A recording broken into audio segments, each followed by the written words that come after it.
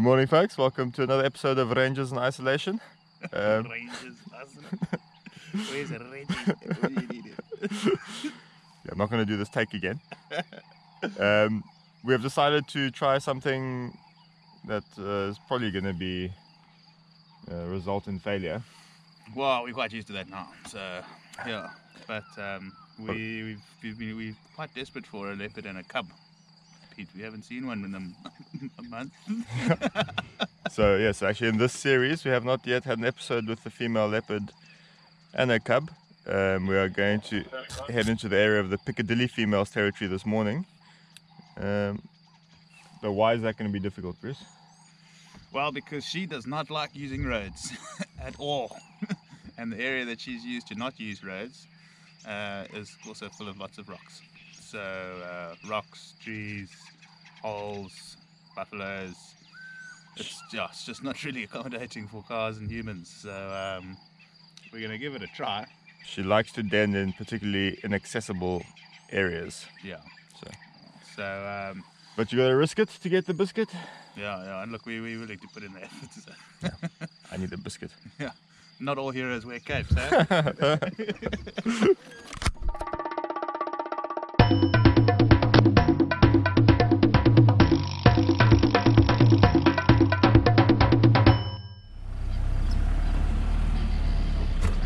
So we've had our first bit of luck that we found quite fresh tracks of a female leopard heading west along the river here. We're currently at the confluence of three rivers, the Sand River, the Manyeleti River and the MalaMala River. Tracks go west.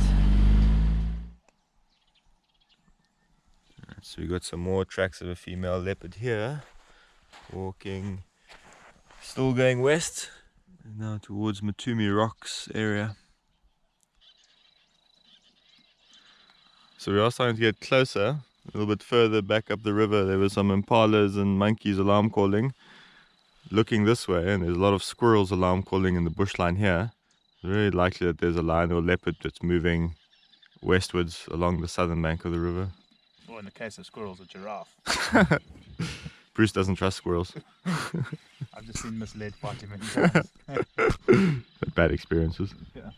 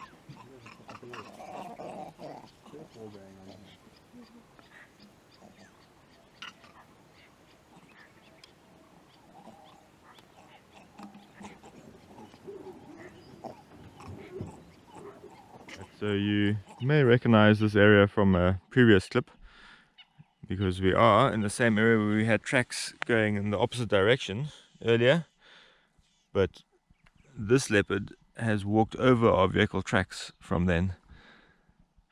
So very, very fresh.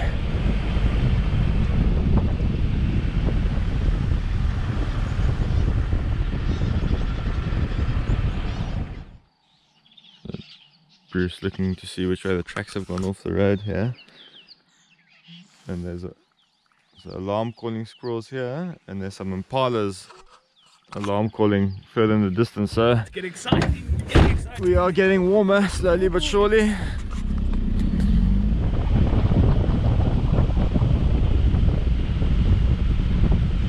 The leopard. Ha. Yes! Woohoo!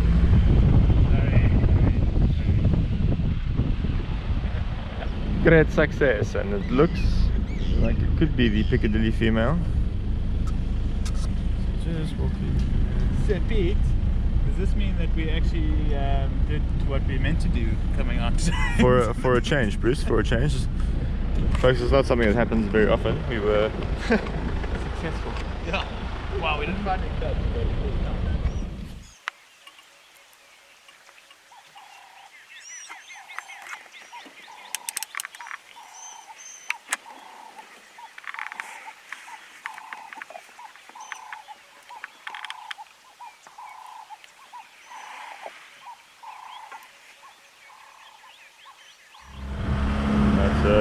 We did mention earlier this morning how we haven't yet filmed the female leopard with cubs on this Rangers in Isolation series. The other vehicle that's out this morning, they've just found the island female, who also has a cub, so we're gonna switch over to them. I don't think she's with the cub at the moment, but let's go have a look. Good morning, folks. It's another misty morning here on MalaMala Game Reserve. We left camp this morning with intentions to go down to the southern end of the reserve, Charleston, but as luck would have it, we bumped into the island female, and we are hoping that she will take us to her den site if she still does have cubs.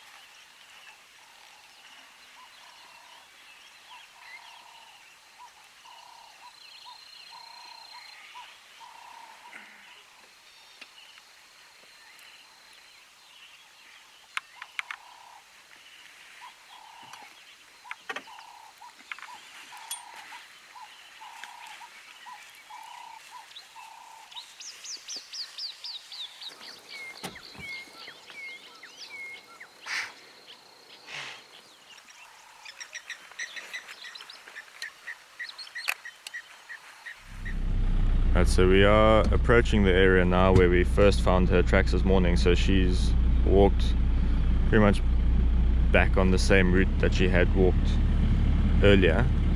The leopards often do that when they have cubs. If they have a kill, they walk from the kill to the cubs, back to the kill. So the question now is has she already gone to suckle her cubs and is heading back to feed off the carcass? Or has she just fed off the carcass and is she going back to suckle her cubs?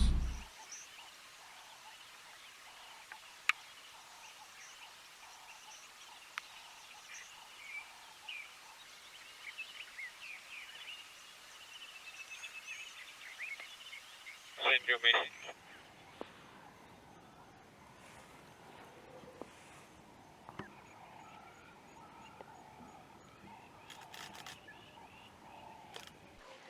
Right, folks, so we have spent the last 2 hours, give or take, with the island female.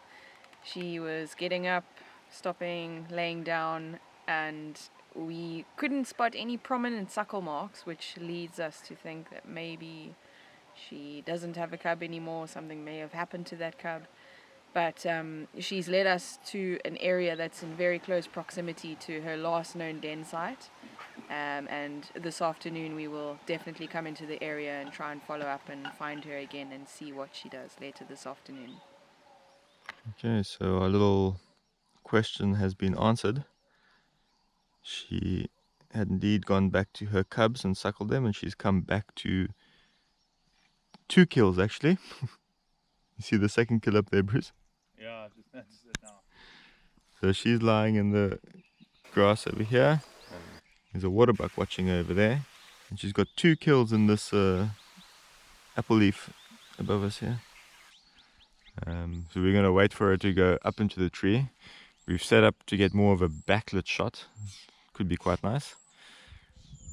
Bruce is going to be on the back here. Ready. And while we wait, because who knows how long this could be, Bruce is going to tell us a little bit about leopard conservation, because you've done some work in that area, haven't you, Bruce? I have some work, particularly in the Cape, in the areas ranging from pretty much from Cape Town up what would be the southern coast of South Africa, eastwards to Port Elizabeth. There's a game reserve there called Addo Elephant Park, and that was the area that we worked from Cape Town to Addo Elephant Park, dealing with leopards in those areas. But leopards, they really are the poster child for conservation all over the world, because it's the last remaining top predator that still exists across the vast majority of the world. My gap on the right way.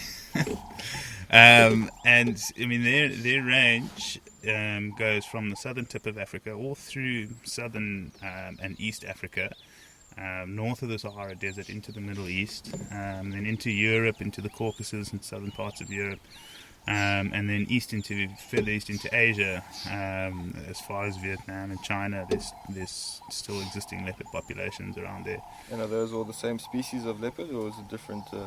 They are subspecies. They essentially are leopards. It's not like as different as a leopard is to a lion or to a snow leopard or something like that.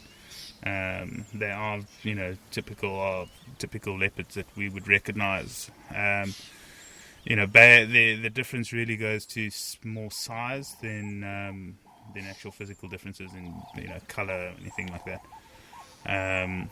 But yeah, they exist all over the earth, and one of the main reasons they do so is because they're very good at hiding. We constantly marvel at the rosettes on their coats, and that is aided in being able to hide in some very what would normally be conspicuous places, quite close to cities, and live alongside cities, and in some areas actually utilize domestic animals such as dogs, and in some cases farmed animals like sheep and cows as a food source. So very, very adaptable and very, very good at hiding. But obviously, anything that is as widely distributed as a leopard is, faces quite a lot of persecution from humans, because they compete with humans a lot for resources. So there's many different conservation issues around leopards. In some areas, poaching is a problem with them, because they're poached for their coats. That seems to be limited to certain areas in South Africa. That's quite particular to the KwaZulu-Natal eastern parts, northeastern parts of the countryside. But in the rest of the country, the main reason they're persecuted is because they are eating livestock, and it's somewhat of a misunderstood preconception that people have, that leopards are always out to kill livestock. It's really not the main thing that they go out to kill, but obviously it is there. But that being said, leopard densities are quite low outside of protected areas. So some farmers may think that they're losing 20, 30, 40, 50 sheep or cows a month to leopards, but there's many other factors that are causing that leopards tend to take the blame for, because when they want to remove these animals, be it through killing them or translocating them, they will use these exaggerated numbers to motivate it. But realistically, a lot of farmers that would have leopards around their farms would not really be aware of them, because of their elusive nature. So and with that persecution, the more the human populations grow, the more our demand increases for resources in the form of livestock and protein in that meat. The more chances we are going to have of squeezing leopards into smaller and smaller corners, and livestock will become a greater part of their resource base. So we did look through this predator conservation organization I worked for. They were called the Landmark Foundation, to add solutions to the problem. At what point can we get farming through conservation to be more profitable than farming through destruction? Because it's not just leopards, obviously. As much as I say leopards are the poster child, they're really, it's the tip of the iceberg as far as the persecution of predators on farms is concerned. And not only predators, then other livestock down the line.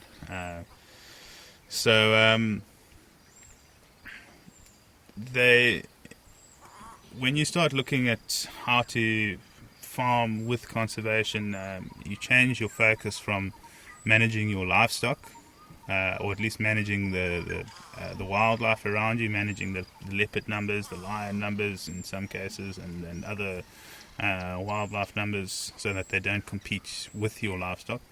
You change your mindset from managing that to actually managing your livestock a little bit better. And something that was very, very simple that was used on one of the farms that we were working on was just the introduction of shepherds. Shepherds have been used for hundreds of years previously, and granted, they were, predation was still a big problem, but that was also when shepherds were having to deal with the likes of lions and leopards, and going further back, even elephants and buffaloes and things like that. It's only in the last sort of 50 years that we've really moved away from using shepherds, and both because livestock farming has increased exponentially in that time as well. So there's more animals to be eaten, and there's less people out there guarding them. So we implemented these shepherds, and the results were phenomenal. I speak under correction, but if I recall reading the statistics correctly the other day, which it was probably about a week ago I last saw them, and in the last 2 years the farm that they've been dealing with has only had one livestock loss to a predator, not just a leopard, just to a predator in 2 years, where that farm was recording around 100 losses a month before they implemented the shepherd. So it's saving these farmers a hell of a lot of money further down the line, because bear in mind that, you know, lamb, when it's still quite small, is probably not worth much, but once you're selling it, you're talking at $150 per animal once it gets sold to the abattoirs and further on down the line. How are the shepherds affecting the leopards? Well, the shepherds, just the human presence alone with the livestock is what deters the leopards. But since the introduction of shepherds, how is the leopard population? Well, it can stabilise now because they're not being persecuted. It will get to a point where that leopard population will sort of manage itself, whereby leopards will start competing with each other as opposed to just with humans. Is it true that I think it's similar to jackals? I believe that if you're a farmer and you kill one, what you're in essence doing is creating a vacuum for more to come into. Yes, very much so. In any predator species, from leopards, lions, jackals, wild dogs, the main cause of death is from its own kind, with not obviously taking humans into consideration. So they all do a very good job of managing their own numbers, and if you allow those numbers to manage themselves, they will, and on a far more natural scale. When we manage numbers, we will either take out X number of individuals, regardless of what their genetic contribution is to the population, or we'll take out the biggest animal, which is usually, in the form of trophy hunting. When you take out the biggest animal, that's the animal that would normally be doing all the breeding. So you remove a considerable amount of variation from the gene pool when you do something like that. Generally speaking, these leopards will, in these areas, avoid what we call modified habitats, an area where it's been ploughed up so that farmers can grow lucerne or whatever they might be doing for their livestock. Those leopards just avoid those areas, and occasionally they will just come into that area for a day or two and maybe kill one sheep, and it's that one sheep that the farmer is reacting to, and he then goes on this witch hunt to kill the leopard. But something that happened quite frequently with that was we especially with leopards that we had fitted tracking collars onto. There was one that was where a farmer was on the edge of a protected area, and we had a leopard that had been collared in that protected area, and for probably about 18 months that leopard was collared, it spent 99% of the time in the protected area, and on 2 occasions went into the farmer's land.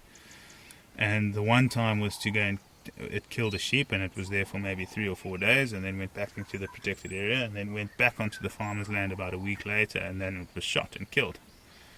And we were able to then collar a neighboring leopard that actually took over this leopard's territory, and it was completely inverse in that the leopard was spending the majority of its time now on the farmer's land. Standby rangers closing out. And very little time in the protected area. And while obviously when it was on this farmer's property, it was then killing a lot more livestock. So, we always would try and encourage farmers to deal with the devil you know as opposed to the devil you don't know. These animals' territories tend to exist outside of our preconception of what we own and, designate with fences. So, a lot of this persecution really just comes from a lack of education and a lack of understanding. You can, if you speak to any South African on safari, they'll give you mainly old wives' tales of their understanding of the bush, as opposed to the scientific facts around why things happen out here. So I think it's very important that conservation grows this scientific understanding, because it's fairly objective, and it's based on observations that we're seeing, as opposed to and not just seeing once or twice, but seeing regularly, as opposed to just assumptions that we're making based on one piece of behavior that we've seen, and using the science to not just try and understand these animals, but manage our economy in such a way that we can exist in fairly harmoniously, and if not just harmoniously, look for a economically viable solution to conservation problems that can promote wildlife better, and at the same time growing the economy around it. All these areas there's a lot of areas attached to conservation land that's in rural areas where people don't have a lot of money and food, where they would rather eliminate the elephant or the rhino or whatever it is because it's just in their way.